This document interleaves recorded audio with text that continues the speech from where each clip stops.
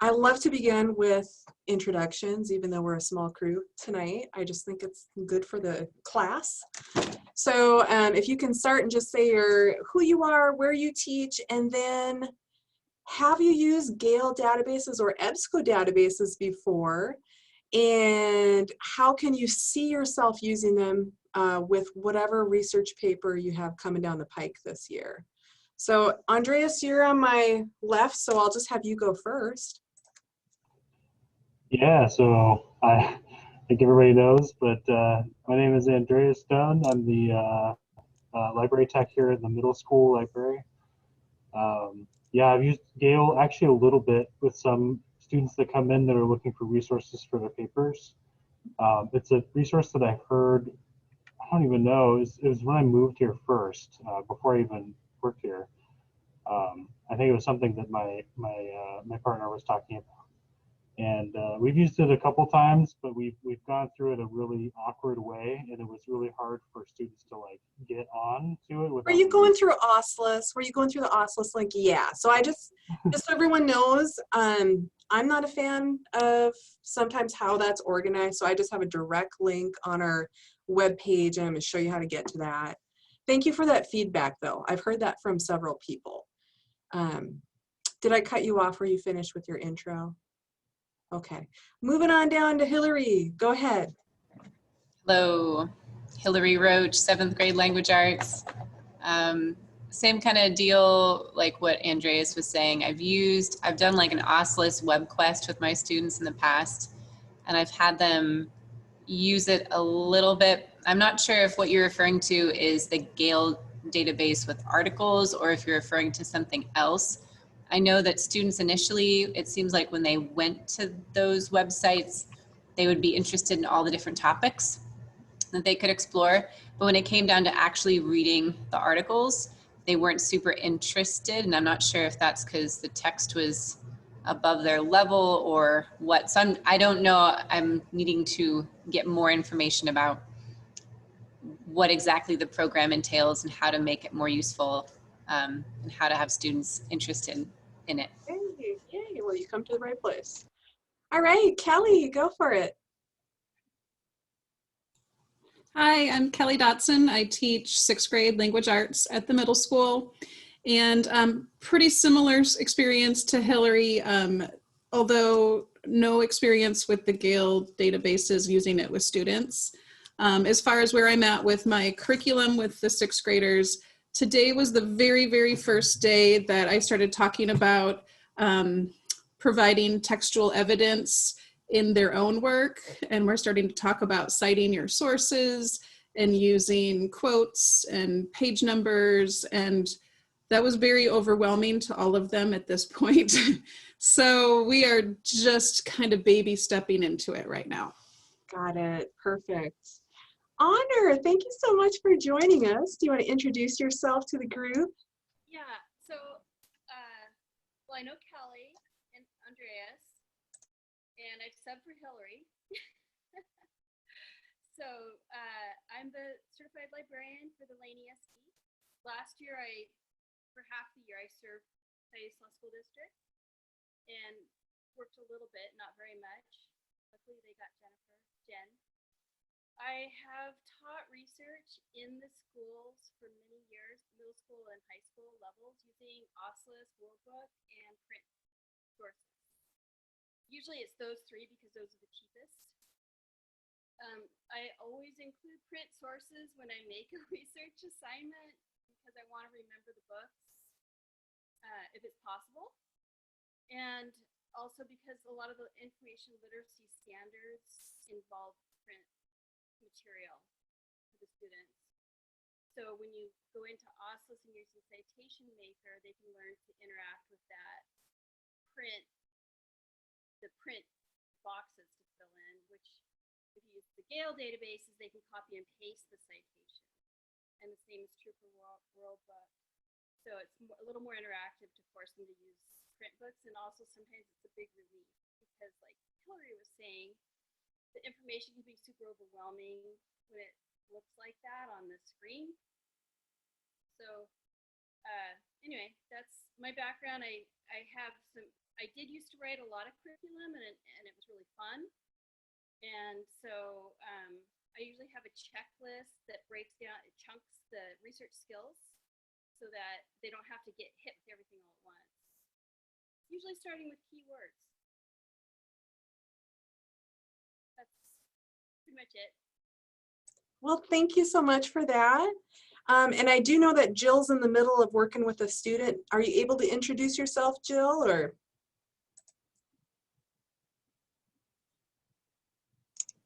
Oh, there we go. Yeah, I just, she's doing a test right now. So yes, I'm at the elementary school. I teach third grade. We've been here for this is our 7th year. So taught 5th grade for a couple years and then moved to 3rd, and here I am. I don't know anything about the Gale's pages, so.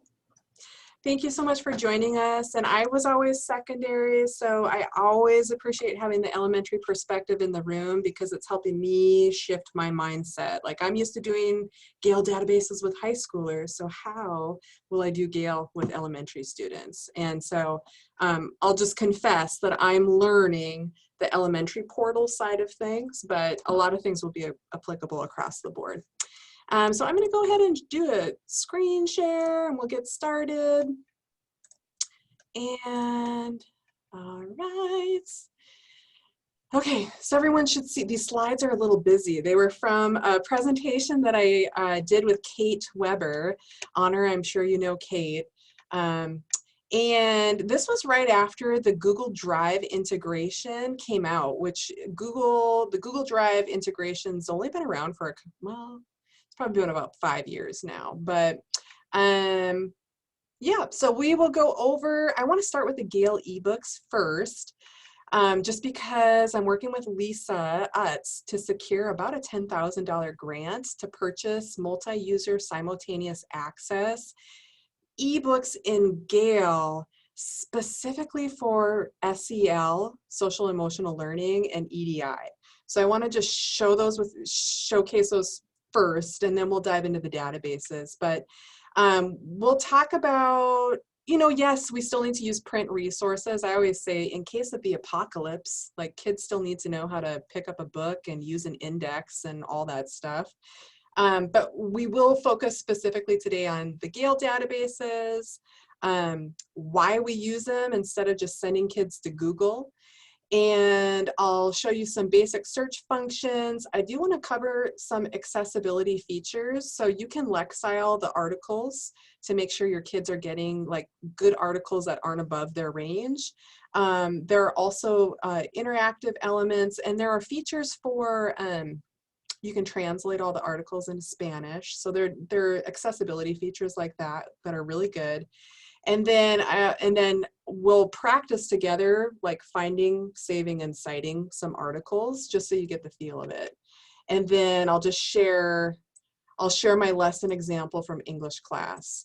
And again, I will begin by saying, I said it before I hit record and before all of you joined us, but as a former English teacher, and again, I'm thinking of 9th grade freshman English. Before Gale to Google Drive existed, it wowould take me, I would have to plan in my curricular planner for 3 full class periods, and we had 62-minute class periods at my high school. But we would have to take 3 class periods to walk students through, in the computer lab before we had Chromebooks, to walk students through finding articles and screening their articles and pulling articles from the web and from Gale. But this was before the Gale to Google Drive feature. Anyway, it would take me 3 days to get all of my kids to have at least 3 usable articles for a biographical research paper. Once Gale to Google Drive hit the scene 5 years ago, it took those 3 days and shrunk it down into 1 in 1 class period because of the ease of saving and citing. My kids were just able to get better articles and more articles. It just like saved us time. So that's how I worked on aligning that database literacy skill across my high school, as I would pop into every single English class and do 1 lesson with the kids at the beginning of their research unit to help find all those articles. Okay, so Here's a little overview, Gale Database. Oh wait, we're gonna do the eBooks first, just kidding. All right. So I'm gonna pop this link into the chat, and I would love it if you all could open the, oh my gosh, come here, little chat. If you could open the resource up and just look around, click and open and look around with me. So Gale is mostly a hub for research articles, but it also can contain ebooks, and these ebooks that we're hoping to secure a grant for will be searchable within the databases. But go ahead and open up that link, and it should take you to, well, I guess I don't have it open, so how about I open it up with you? I have too many links. There you go. Okay, it should take you to this page, and so we just got access to Sora, and I'm not going to share that with the district or announce it or anything until December. So we have another portal for free ebooks for kids. But what these specific titles are: Cameron's collection. I'm going to open this one. Cameron's Camp for Wellness are social emotional books for elementary kiddos. Cameron's collection are for our high school kiddos. And then these are all PD books. So actually, let me start with this one. The Cameron's collection, and I have to research where the name came from, but Cameron's collection, the collection is designed to house books on sensitive topics that students may not want to physically walk into our libraries and be seen pulling one of these titles off the shelf because they're sensitive topics. So we're talking about things like, well, this is the elementary one that we're looking at right now. Happy, sad. You'll see things like divorced families. At the high school level, you'll see books about sexual abuse, books about being bullied. Andreas, do you want to chip in, like, what other titles are on your teen shelf? They're usually the titles that we kind of tend to set aside in a separate section in our libraries because they're sensitive topics. We have to be supportive and offer these topics to our kids, but we need to do so in a safe manner. Sorry, go ahead, Andreas. No, that's absolutely right. So I actually changed where my teen shelf is to just like right behind me.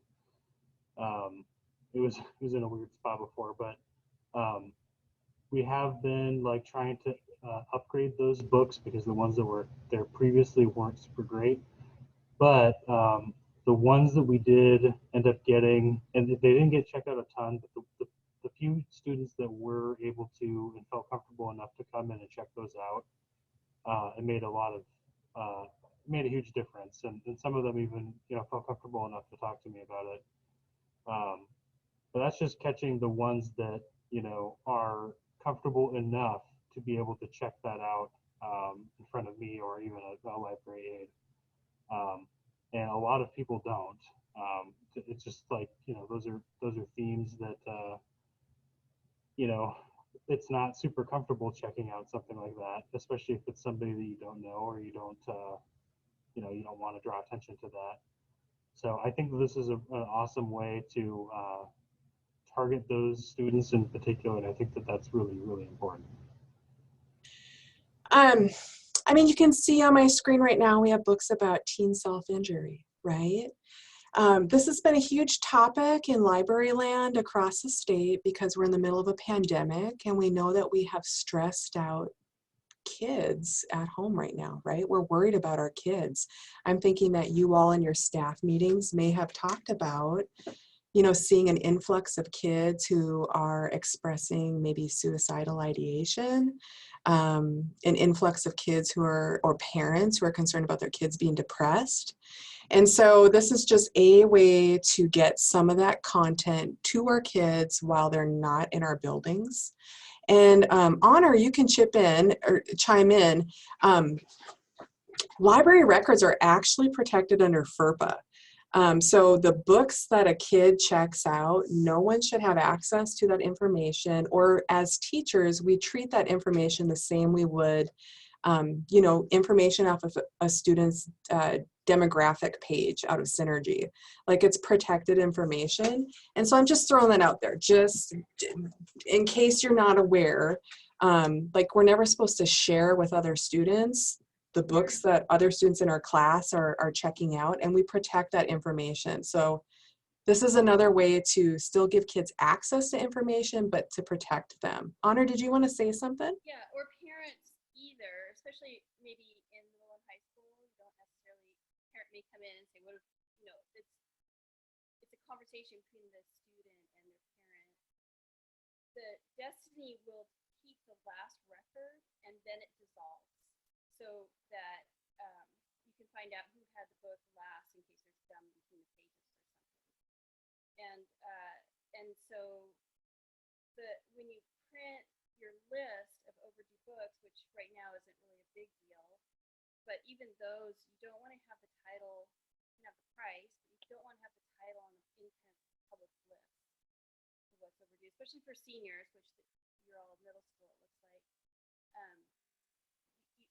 They need to find the book, but they have to come talk to you about it instead of seeing it on a list somewhere in public. And the students love hearing that. So every time you can tell them and reinforce that, I remember Andreas, you do that. You let the kids know that it's private.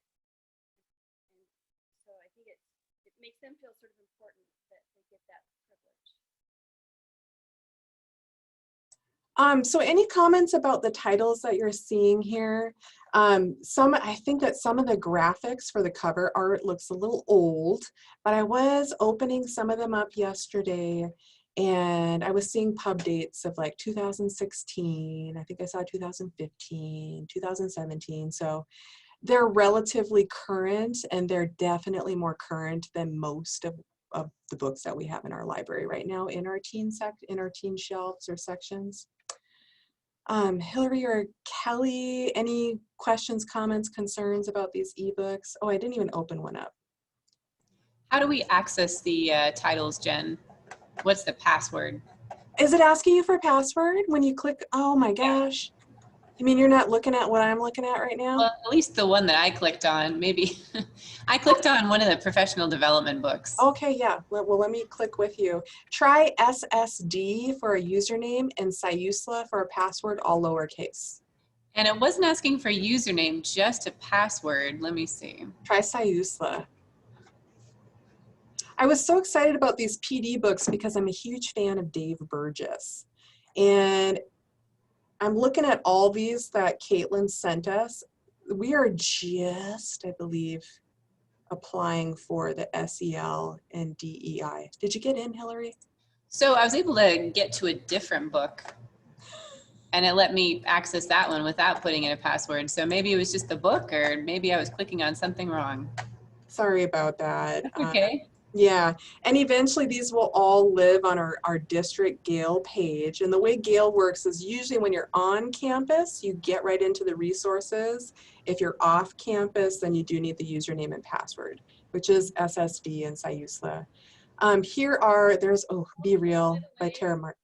Jen, sorry. Yeah. About that, if you log in through Oslis offsite, it tells you how to log in through your school district. So you don't have to memorize your passwords. Again, I just do want to remind people that these are simultaneous multi-user access, and we keep them forever. So every single person in the entire school district could read Be Real at the same exact time, which is pretty powerful. I'm thinking, most of us prefer print books when we're reading, but ebooks in terms of access are beautiful. And so all of these Gale ebooks look just like any other ebook if you're reading like a Kindle, or they look like the Sora books too. Any questions about the ebooks before we jump into the databases? And these are, I'm like 99% sure, these are coming soon through a grant, and all thanks to Lisa. She's amazing. Okay. Once we get those actually finalized, I'll have a link in our virtual library space too, So it should be pretty easy to get to. Thank you for that. All right, well, I'm going to hop over. I actually want you all to walk along through Gale with me. So before I open up that link, this is one of Kate's graphics. I do like this. So if you can see this okay on your screen because it's a little fuzzy, we always say that when we send children out into the interwebs to do research, they need to learn how to do Google research and filter and screen what they're finding and all that good stuff. But usually those type of articles are just scratching the surface. They're kind of more superficial. And then you can see down here with the whales, the databases are right here, and ooh, academic journals are all the way down here. Okay, I'm going to do this a little backwards, and I'm going to show you my lesson. First, I'm going to walk you through how I usually teach students in English class for that research lesson I was telling you about earlier. I'm going to just give you an overview of my lesson, and then we'll hop into the databases. So usually when I'm working with a class, this is what, and I do this all in one class period. So students, this is face-to-face instruction. They would come into my library classroom and I would tell them to open up their teacher's Google Classroom, our library website, and then a blank Google Doc that is going to become their properly formatted works cited exit ticket that they will submit by the end of class. And I will back up and say, I'm talking about teaching freshmen, but I have taught the same lesson to middle schoolers, and I think I just decreased the number of articles they needed to find, save, and cite to like 2 instead of 3 to 5. Okay, so then the freshmen at my previous high school, second quarter, every single freshman wrote a biographical research essay. And so I would ask them up front, okay, give me 3 things. These could be your 3 subtopics for your essay. And the point is if they didn't know 3 things about their leader, by the end of class, they will. I used a little Pear Deck to see who has used the databases. And we were working really hard in Medford to align database usage. So, we let's see, by the time I left last year, I think all of our middle school teachers were having their kiddos every year use the Gale databases. So when we saw them at the high school, it was amazing. Like they already had the skill set down. So I would have this conversation with kids about why we use the databases versus Google, right? When you go to Google, and I know I'm preaching to the choir because I'm an English teacher talking to English teachers, but when we go to Google, students would always tell me, it's way more easy, it's just way easier to go to Google and find my stuff. And I would say, really it's not. Because when you find those Google articles, for every single article, you have to screen it and make sure it's reliable, credible information. Because this information is being used in an academic research paper, and those are the standards.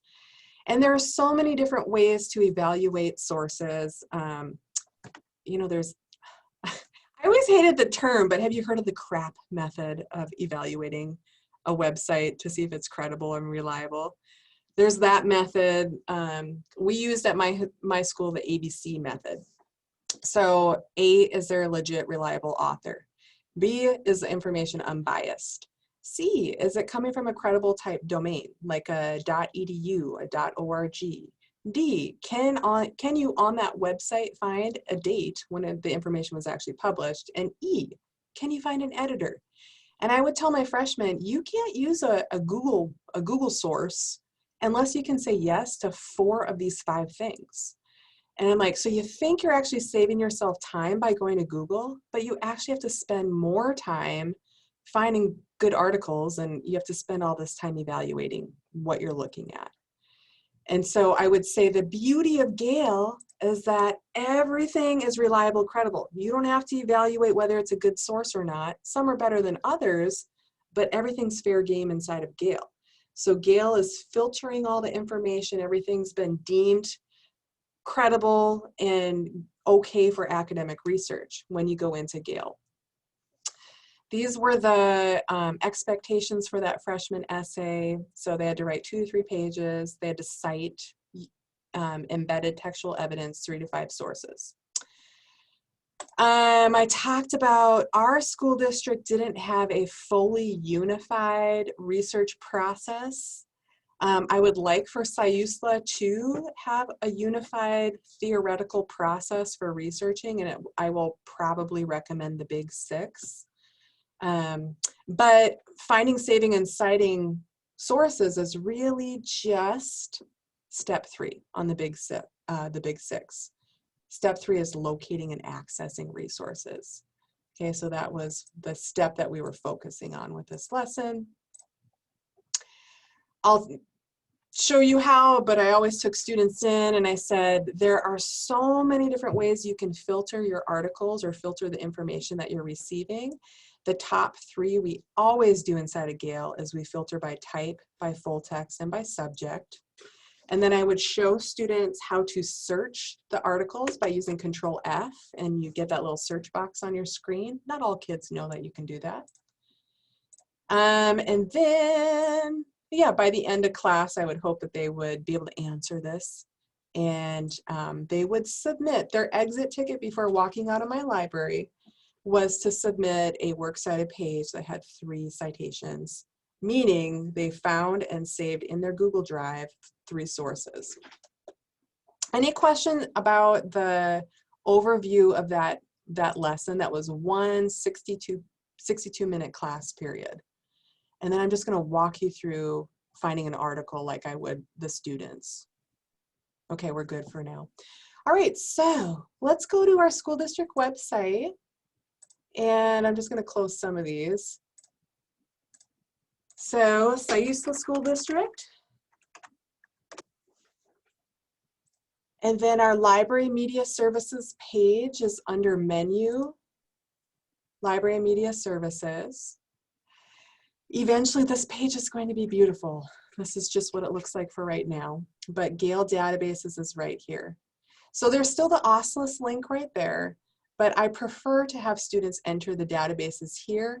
Plus, if we go through this link, it's going to track our usage data, which I am going to start sharing that data with all of the English teachers, just so we can see how Gale's being used. So on this page, so you can do a power search right here and search everything Gale has to offer. Or these are almost like preset filters, and I call them baby databases. But I will just share a couple that I use frequently. So, you know, if we're working with middle schoolers, I take them into middle school. High schoolers there's the elementary portal that I'm familiarizing myself with.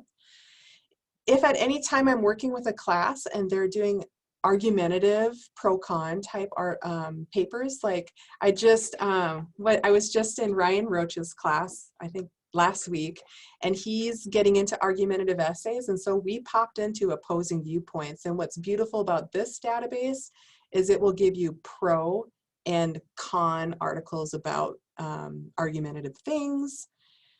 Another baby database I use quite a bit at my previous school, there is the medical, nursing, and allied health. I work with, we had a medical terminology class, and they would do research about professions in the health field, and so we'd go into that one.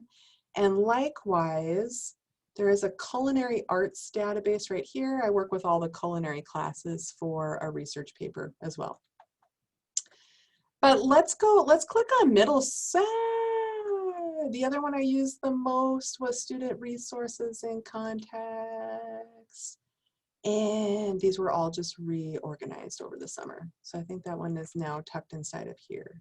All right, since we have middle school teachers mostly, let's all click on middle school. And let's pretend we are, Kelly, what kind of research paper are you doing right now? You said you were just working with kids and sources?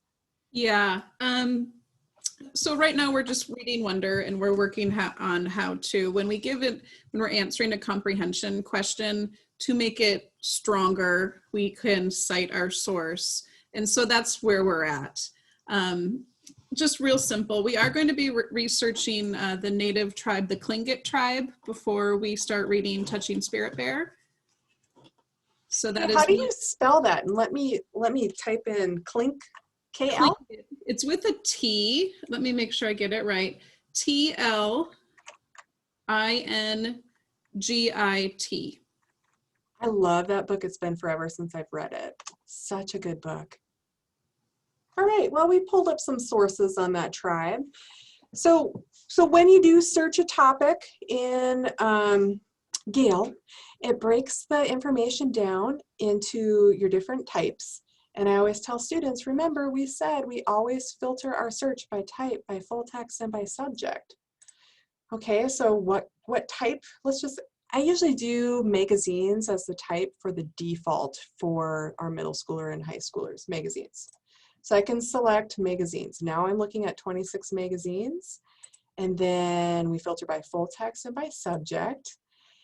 Gale defaults to full text. You see this little box right here, if you can see where my cursor is hovering right there. It should default to full text documents, but I tell students when you're in a database, you've got to check full text, otherwise you're going to get all this other stuff that you don't have time to look at, like just citations of articles. Okay, so it's always select type, always select full text, and then we filter by subject. So this is a pretty specific topic, but under subjects, oh, we are still getting quite a few here. I would tell my freshmen, I'm like, if you did not know how to answer this question, like if you don't know 3 subtopics about your overall essay topic, you can just pull your subtopics often straight up from the subject list in Gale.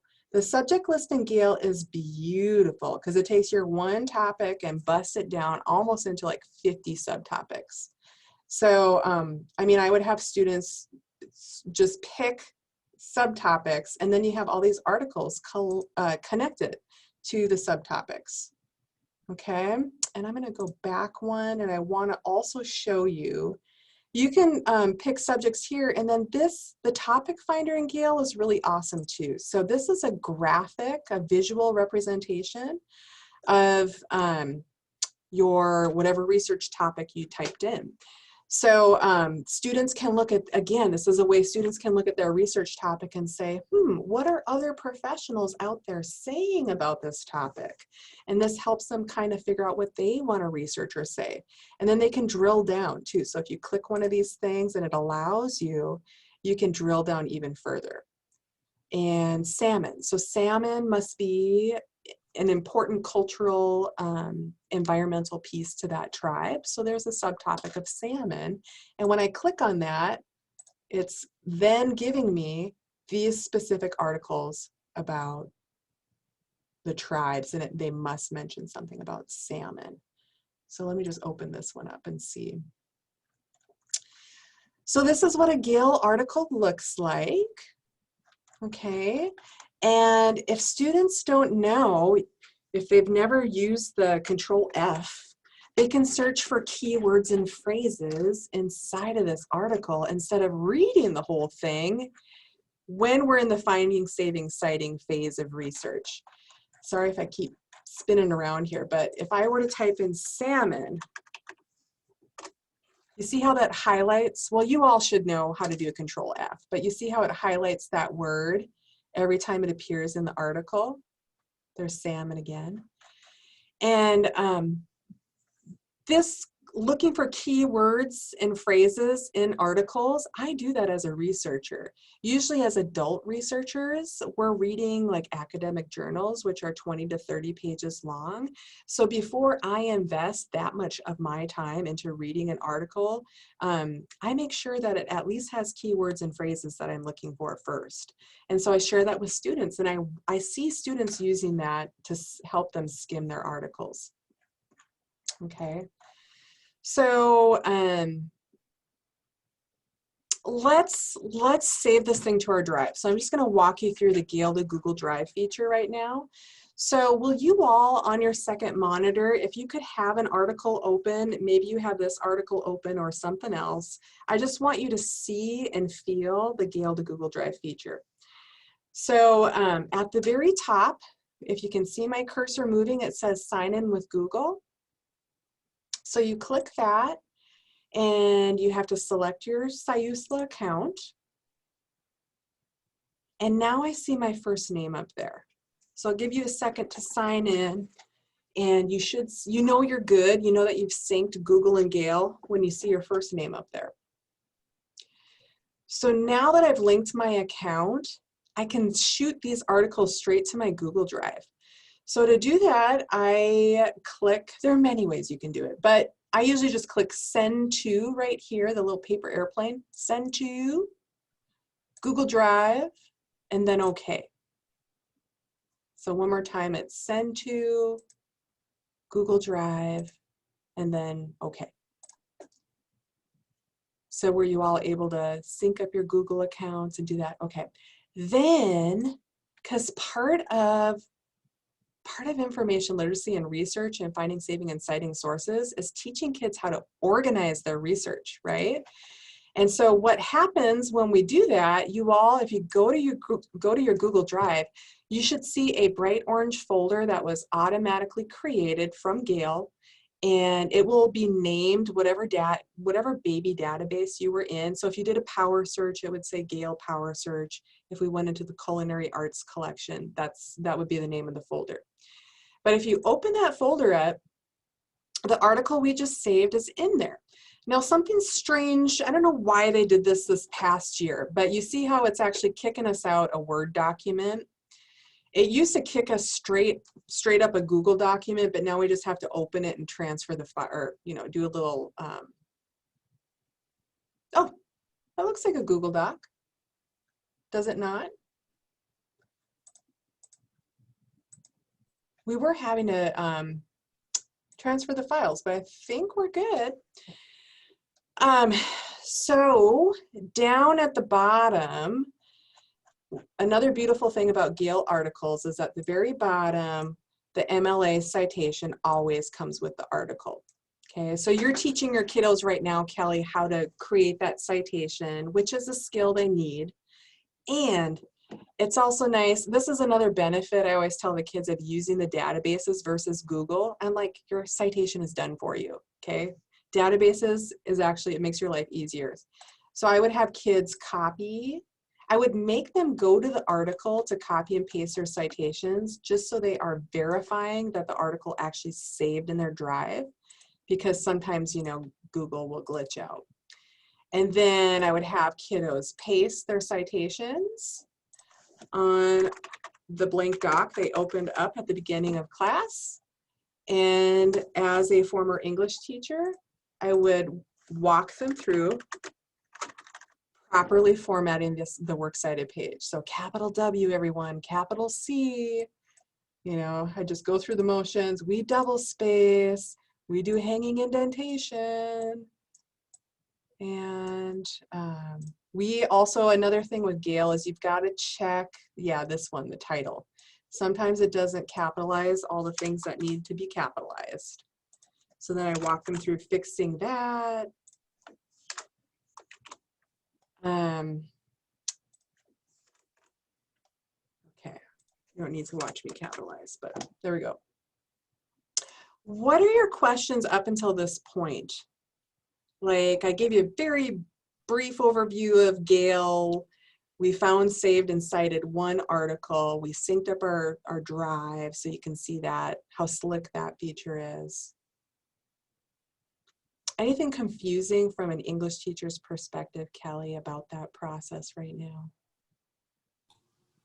No, I think that's very clear. Thank you for the step-by-step process. Okay, I want to go back in here. I'm going to try again using the high school, and I just want to, you know what, I should go into, instead of using that one, let me go into opposing viewpoints real quick and just look around here. Especially moving into the high school, we get a lot of argumentative essays. And so opposing viewpoints will give you topics up front, argumentative topics up front.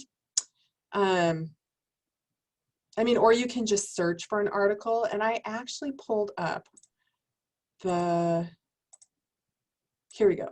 So at my former high school, all the 10th graders, third quarter, would write an editorial assignment responding to the New York Times argument. They do this national writing competition every year.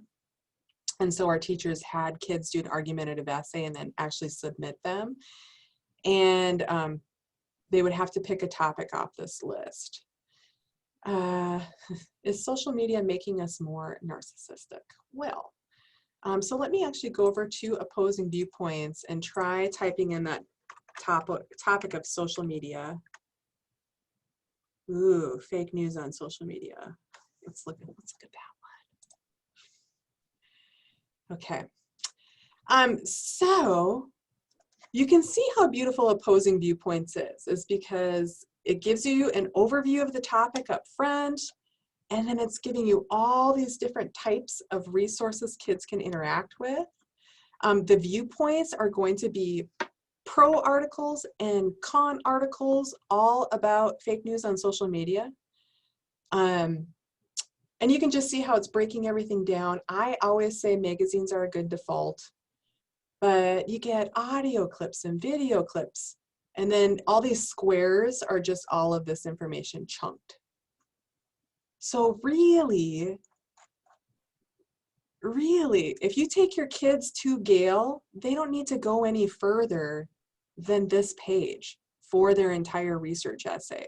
I mean, like, you want them to mess around with pulling articles off of Google, and you want to teach them how to screen those articles, and you also want your students to, in case of the apocalypse, know how to interact with a book. But 99.9% of their resources moving off into college, they're going to get everything digitally. The last master's degree that I finished, I didn't touch a single book to complete that master's degree, because especially when you're doing graduate level research, you need the most accurate current research. And by the time it's published, it's kind of outdated already. Like, by the time it's published in book format, stuff is kind of outdated already. Any questions about opposing viewpoints right now, or honor? Is there anything that I'm not mentioning that you're thinking of?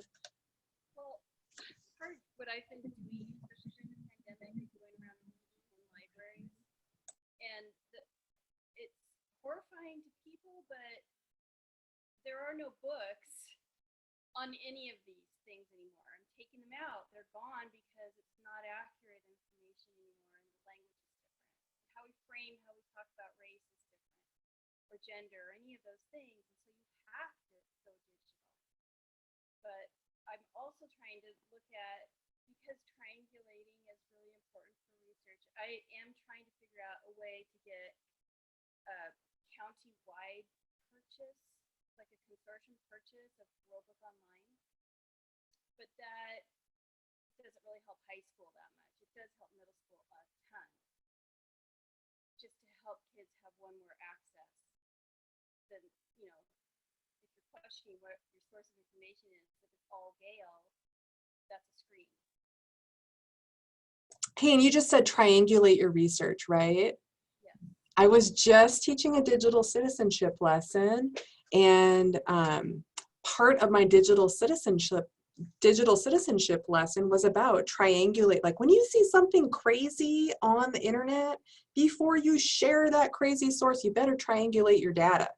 And can you go out and find 2 more articles that match what that one article is saying? And if you can find 3 sources that match, then it's probably a legit, reliable, credible source.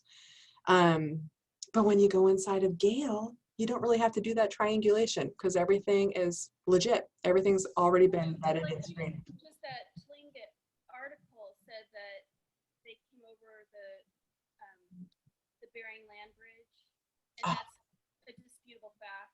The article's from 2004. So already you need to find another article. Probably a lot of the information in there is reliable, but right off the bat, they blew it.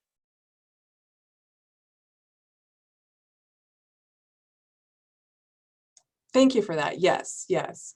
I was just reading the chat and Jill has to take off, and I didn't even talk about any elementary components of Gale. Let me just, Okay, I was in there messing around. oh, good. So, and I looked in the middle school one, but I found some really cool stuff in the elementary. So yeah, no, it's very cool. Let's brainstorm. I know you have to take off. Sorry, I don't see your little face on my screen. Even if you're not writing a paper per se yet, or you know, in your elementary classes, just bringing kids to Gale and having them interact with the portals is good. It's good to get them in the habit of, and you can, just looking at the elementary portal, you can see how it's kid friendly for our little kiddos. Okay. I don't know, did I cut you off, Jill? Oh, there you are. Okay. What are your questions right now? It's 3:48. We say we're going to finish at 3:45. I feel like the accessibility features are just very briefly. I'm going to pop back over here just because I'm more familiar with it, with this portal. And I'm just going to open an article.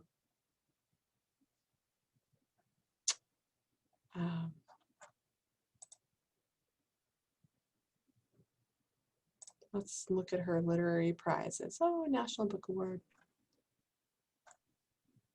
Okay, so I just wanted to let's see, accessibility, where did you go? You moved around. Okay, so you can have things read to you.